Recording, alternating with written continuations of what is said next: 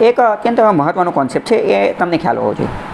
એ concept છે ecosystem. Ecosystem વિશે તમારે યાદ રાખવાનું કે ઇકોસિસ્ટમ કઈ હોઈ શકે. તો પહેલાં તો સમજો કે ઇકોસિસ્ટમ બહુ મોટી હોઈ શકે અને નાની હોઈ શકે. તો મોટી એટલે કેટલી મોટી હોઈ શકે? તો કે મોટીની આપણે વાત કરીએ ને તો સમગ્ર પૃથ્વી એ એક બહુ મોટી ઇકોસિસ્ટમ છે. સમગ્ર પૃથ્વી એ એક બહુ મોટી ઇકોસિસ્ટમ છે. કઈ રીતે? કારણ કે આપણે જોઈએ કે બ્રહ્માંડની અંદર, યુનિવર્સની અંદર કેટલા ગ્રહ છે? તો કે આપણા સૂર્યની આસપાસ 8 અથવા 9 ગ્રહો છે. પ્લુટોને ગણીએ તો 9 અથવા 8 ગ્રહો છે. શું દરેક ઉપર જીવન શક્ય છે? તો કે ના, દરેક ઉપર જીવન શક્ય નથી. જીવન શક્ય ક્યાં છે? પૃથ્વી ઉપર એક ઉપર જ જીવન શક્ય છે. તો પૃથ્વી ઉપર એક ઉપર જ જીવન શક્ય છે, તો સમગ્ર પૃથ્વી એને શું સૌથી મોટું જીવનવાળો ગ્રહ કહી શકાય? તો કે હા, કહી જ શકાય ને. એટલે પૃથ્વી શું છે? તો કે એટલે પૃથ્વી જે છે ને એ સૌથી મોટી એક ઇકોસિસ્ટમ છે. પહેલી વસ્તુ. બીજી વસ્તુ, કોઈ પણ વસ્તુ જે છે ઇકોસિસ્ટમ બનશે કે નહીં બને એ કઈ રીતે નક્કી થાય? તો એ નક્કી થાય એ મેં એક વિડીયો બનાવેલો છે, એની લિંક હું તમને શેર કરી દઈશ બહુ પહેલાં. એ કઈ રીતે નક્કી થાય અત્યારે હું તમને ઉપરથી કહી દઉં. જ્યાં 3 વસ્તુનો સંગમ થતો હોય, જ્યાં 3 વસ્તુ ભેગી થતી હોય ને, ત્યાં ઇકોસિસ્ટમ જે છે જોવા મળે. એ 3 વસ્તુ કઈ છે? તો પહેલી વસ્તુ છે હાઇડ્રોસ્ફિયર એટલે કે જલાવરણ. પછી છે લિથોસ્ફિયર એટલે કે મૃદાવરણ. અને ત્રીજી છે એટમોસ્ફિયર એટલે કે વાતાવરણ. જલાવરણ, મૃદાવરણ અને વાતાવરણ, આ ત્રણેય ચકેડા કરવાના. ત્રણેય ગોળ ચકેડા કરવાના. ત્રણેય ગોળ ચકેડા કરવા અને ત્રણેય જે ઇન્ટરસેક્ટ થાય એનો વેન ડાયાગ્રામ બનાવવાનો. અને ત્રણેય જે ઇન્ટરસેક્ટ થાય ત્યાં બરોબર વચ્ચે જે જોવા મળે ને એને કહેવાય બાયોસ્ફિયર એટલે કે એને કહેવાય જીવાવરણ. અને આ જે બાયોસ્ફિયર, આ જે જીવાવરણ રહ્યું ને એને જ આપણે એક રીતે ઇકોસિસ્ટમ કહી શકીએ. ઇકોસિસ્ટમ એટલે એ જ ને ફંક્શનલ યુનિટ. તો બાયોસ્ફિયર એ જ તો ફંક્શનલ યુનિટ છે ને, અને સ્ટ્રક્ચરલ યુનિટ તો એ જ તો સ્ટ્રક્ચરલ છે ને. કેમ? કારણ કે જ્યાં જીવાવરણ, મૃદાવરણ અને જલાવરણ ત્રણેય ઇન્ટરસેક્ટ થાય છે, ત્રણેયનો સંગમ થાય છે, તો એટલે એ સ્ટ્રક્ચર એક માળખું બનાવે છે. બરાબર? ફરીથી સમજાવી દઉં. એટમોસ્ફિયર એટલે કે વાતાવરણ, લિથોસ્ફિયર એટલે કે મૃદાવરણ અને હાઇડ્રોસ્ફિયર એટલે કે જલાવરણ. આ ત્રણેય જે જગ્યાએ ભેગા થાય, ત્રણેયનું જે ઇન્ટરસેક્ટ થાય, ત્યાં બરોબર વચ્ચે જે જોવા મળે એને આપણે શું કહીએ? એને આપણે કહીએ બાયોસ્ફિયર એટલે કે જીવાવરણ. જ્યાં જીવસૃષ્ટિ જોવા મળે છે. એટલે તો એક રીતે જોઈએ તો સૌથી મોટામાં મોટું જો કોઈ ઇકોસિસ્ટમ હોય તો એ કઈ છે? એ પૃથ્વી છે. પૃથ્વી છે. ચલો હવે આપણે બીજી વસ્તુ સમજીએ. એક બીજો કોન્સેપ્ટ હું તમને ચલાવું છું.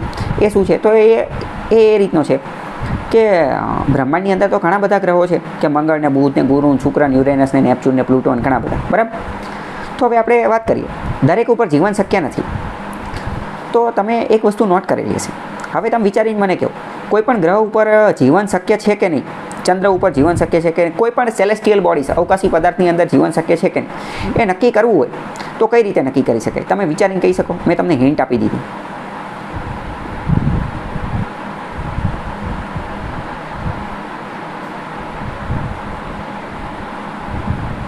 ચલો હું તમને જવાબ આપી દઉં. Yes, right. 3 વસ્તુ હોવી જોઈએ. 3 વસ્તુ. કઈ 3 વસ્તુ હોવી જોઈએ?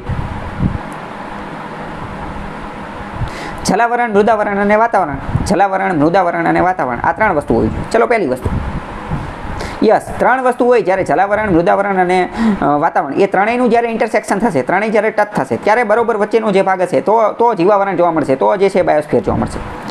માય ફર્સ્ટ ક્વેશ્ચન, પહેલો પ્રશ્ન, શું મોટાભાગના ગ્રહો પાસે મૃદાવરણ જે છે એ અવેલેબલ છે કે નથી? મૃદાવરણ છે કે નથી?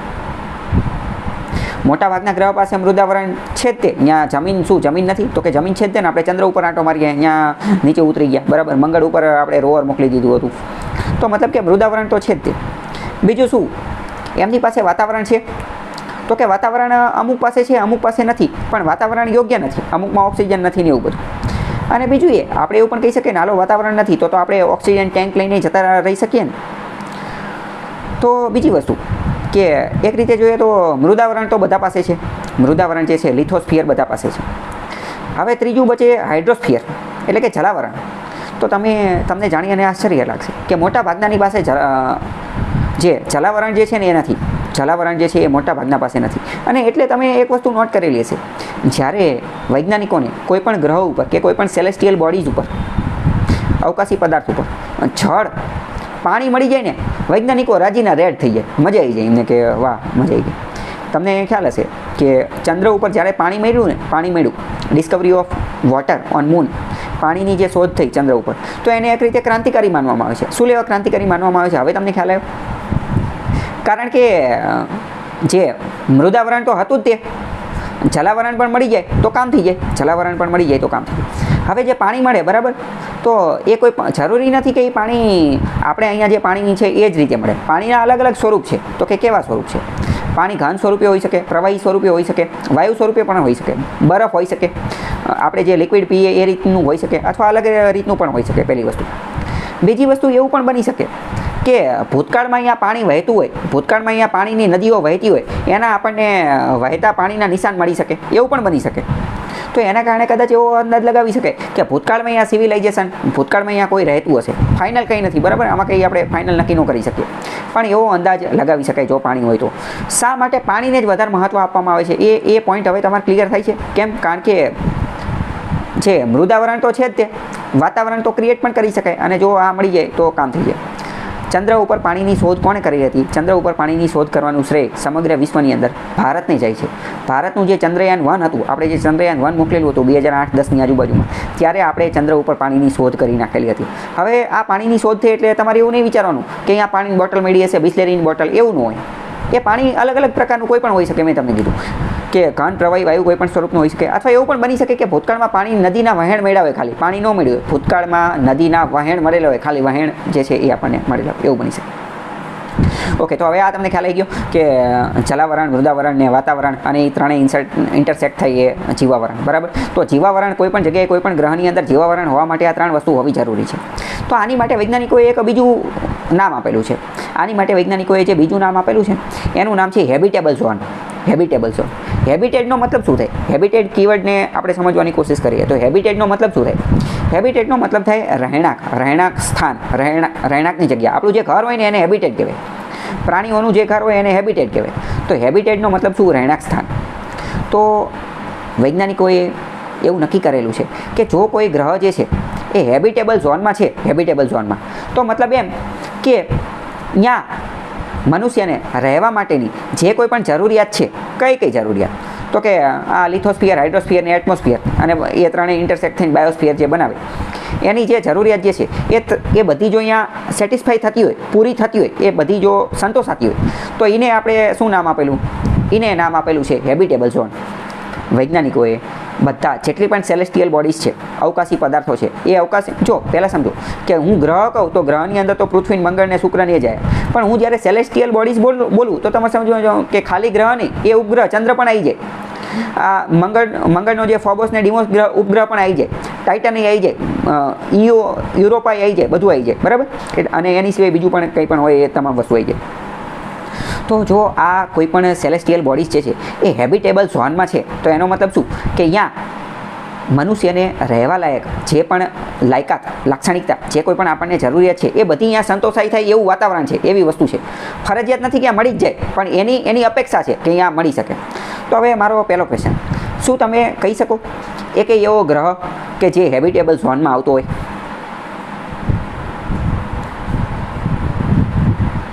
રાઈટ. એકમાત્ર ગ્રહ કયો છે? એકમાત્ર ગ્રહ, સૌથી મોટો ગ્રહ કયો છે? પૃથ્વી કે જ્યાં હેબિટેબલ ઝોન છે. કેમ? કારણ કે આ તમામ વસ્તુ જોવા મળે છે, પહેલી વસ્તુ. હવે બીજી વસ્તુ, હેબિટેબલ ઝોનની મેં તમને કીધું કે આ મનુષ્યની તમામ લાક્ષણિકતા જે છે એ સંતોષાવી જોઈએ, સેટિસ્ફાઈ થવી જોઈએ. બીજી વસ્તુ, હેબિટેબલ ઝોન માટે એક બીજી અત્યંત મહત્ત્વની વસ્તુ એ કે સૂર્યથી જે છે ને એ મધ્યમ અંતરે આવેલો હોવો જોઈએ. સૂર્યથી મધ્યમ અંતરે આવેલો હોવો જોઈએ. સૂર્યથી એનું ડિસ્ટન્સ જે છે એ મધ્યમ હોવું જોઈએ. કેમ? કારણ કે જો એ સૂર્યની એકદમ નજીક હશે ને, તો તમે વિચારો, ગરમી વધારે હશે, ઠંડી વધારે હશે. એકદમ નજીક હશે તો ગરમી વધારે હશે, તો અહીંયા રહી જ નહીં શકે, ટેમ્પરેચર જ બહુ વધારે હશે. બરાબર. ભૂજ છે તો ટેમ્પરેચર અહીંયા તાત્કાલિક ખડકી જશું. એટલે બહુ નજીક હશે તો પણ વાંધો છે. હવે બીજું, જો બહુ દૂર હશે તો શું વાંધો પડશે?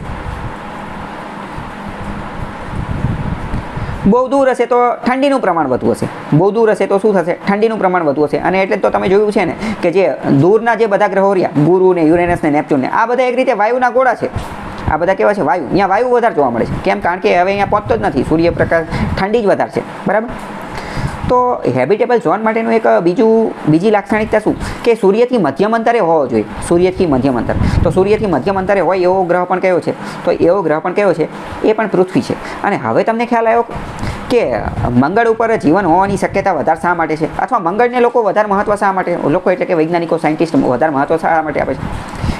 કારણ કે એ પણ એક રીતે હેબિટેબલ ઝોનની અંદર આવવાની તમામ લાયકાતો ધરાવે છે. કઈ તમામ લાયકાતો? તો પૃથ્વીની બાજુમાં જ છે, એટલે કે સૂર્યથી એક રીતે મધ્યમ અંતરે છે, પહેલી વસ્તુ. તો એ લાક્ષણિકતા ફૂલફિલ કરે છે. બીજું એ કે અહીંયા ભૂતકાળમાં નદીઓના વહેણ મળેલા છે, એનું મતલબ પતો લાગેલો છે.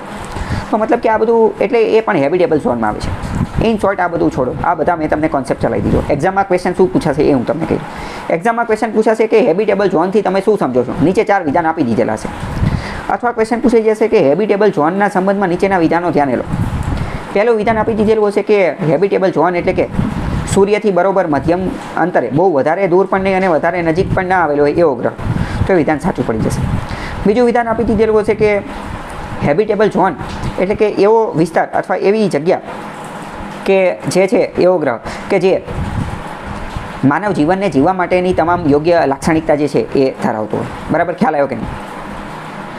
ચલો, તો આ તો બધું આપણે આ બીજા ટોપિકમાં જતા રહ્યા. ઇન શોર્ટ આ તમને ખ્યાલ આવ્યો. બરાબર, તો ઇન શોર્ટ હવે સૌથી મોટી ઇકોસિસ્ટમ કઈ છે એ ખ્યાલ આવ્યો? તો કે સૌથી મોટી ઇકોસિસ્ટમ તો સમગ્ર આ આખી મોટી પૃથ્વી એ સૌથી મોટી ઇકોસિસ્ટમ છે. તો હવે નાની ઇકોસિસ્ટમ કઈ હોઈ શકે? તો હવે તમે સમજો કે નાની ઇકોસિસ્ટમ શું? તો એ તો ગમ્યા બની શકે. કઈ રીતે? તમે ઘરે એક નાનું માછલી ઘર બનાવ્યું ને, તો એ નાની ઇકોસિસ્ટમ બની જાય. નાની ઇકોસિસ્ટમ બનાવી એ કોઈ બહુ મોટી વાત નથી. તમે ખાલી નાનું એક એક્વેરિયમ, નાનું માછલી ઘર લીધું ને તો એ ઇકોસિસ્ટમ બની જાય. તમને એવું લાગે એ કઈ રીતે બને? તો એ પણ બની જાય. કેમ? કારણ કે એ બધી વસ્તુને ફૂલફિલ કરે છે. એની અંદર માછલી છે, એકાદી બીજી માછલી હશે, એની અંદર શ્વસન ને એવું બધું થતું હશે, પાણી છે, તો એની અંદર એની ખુદની પ્રોડક્ટિવિટી છે, ફંક્શનલ યુનિટ છે, સ્ટ્રક્ચર છે. તો ઇન શોર્ટ ઇકોસિસ્ટમની વ્યાખ્યાની અંદર જે ડેફિનેશન, જે કીવર્ડ, જે લાક્ષણિકતા હોય છે એ બધી એ ફૂલફિલ કરે છે. એટલે એ પણ શું બની જશે? એ નાની ઇકોસિસ્ટમ બની જશે. ચલો છોડો બહુ મોટું એક્વેરિયમ, ખાલી તમે એક નાનો બાઉલ લઈ લીધો, નાનો વાટકો લઈ લીધો, એની અંદર પાણી નાખી દીધું અને એની અંદર એક માછલી નાખી દીધી, તો પણ એ શું બની જશે? તો પણ એ એક નાની ઇકોસિસ્ટમ બની જશે. ખ્યાલ આવ્યો કે ન આવ્યો? ચલો હવે બીજી મોસ્ટ ઇમ્પોર્ટન્ટ વસ્તુ, ગમે ત્યારે ઇકોસિસ્ટમના બારામાં કોઈ ક્વેશ્ચન પૂછાય, કાંઈ ખબર ન પડે, તો એક રીતે આ રીતે પણ તમારે વિચાર લેવાનું કે સૌથી મોટી ઇકોસિસ્ટમ કઈ? તો કે પૃથ્વી પોતે એક મોટી ઇકોસિસ્ટમ છે. નાની ઇકોસિસ્ટમ કઈ? તો કે આ જે બાઉલની અંદર પાણી નાખી દો, માછલી નાખી દો, એ નાની ઇકોસિસ્ટમ જે છે એ બની શકે. ખ્યાલ આવ્યો કે ન આવ્યો? તો ઇકોસિસ્ટમના બારામાં તમારે આ વસ્તુને ધ્યાને લેવાની. ઓકે.